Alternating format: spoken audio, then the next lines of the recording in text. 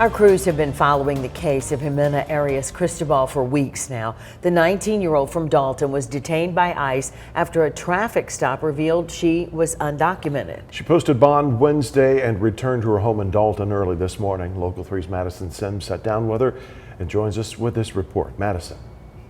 Greg, Cindy, Jimena spent more than 2 weeks in the Stewart Detention Center. Now that she's back home with her family, she says it feels like a fresh start. The morning of May 5th was just like any other for 19-year-old Jimena Arias Cristobal. She planned to join her mother at her cleaning job, but on her way there, she was pulled over by a Dalton police officer who said he thought she made an improper right turn. I knew I didn't. I saw it clear as day that it was green, and I didn't want to tell him no because I obviously didn't want to argue with the cop. Officer Leslie O'Neill asked Jimena for her license, but she didn't have it with her at the time. So in the state of Georgia, when you drive without a license, do you know what happens? Have you ever been to jail? Oh, you're going. She was taken to the Whitfield County Jail, and a booking procedure identified she was not a legal citizen. Days later, she was booked into the Stewart Detention Center in Lumpkin, Georgia. I knew that I hadn't really done anything, and my whole life was about to be flipped upside down. 6 days after her arrest, the Dalton Police Department reviewed the dash camera footage and determined they had pulled over the wrong person.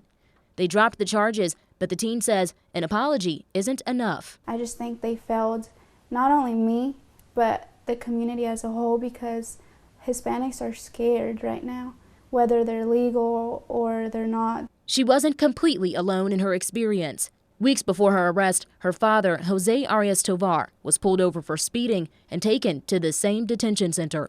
It was heartbreaking knowing that my father was also in the same detention center and there was no way I could communicate that I was okay. The teen says despite the circumstances, she believes God placed her in the situation to help others. My worry about what was going to happen to me wasn't going to change the outcome, so I just stopped worrying and looked around and helped everybody I could.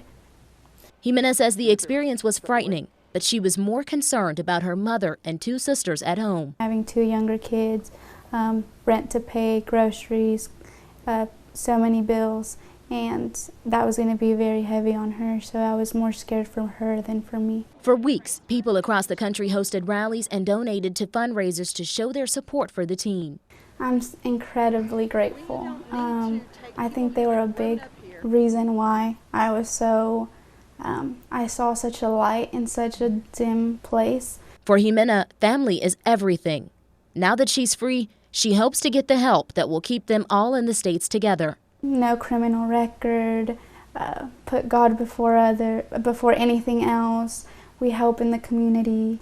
I think my family is a pretty good example of what an American family should look like, and I think people should not just see the legal status, but see us as a whole. Jimena had one final message: try compassion.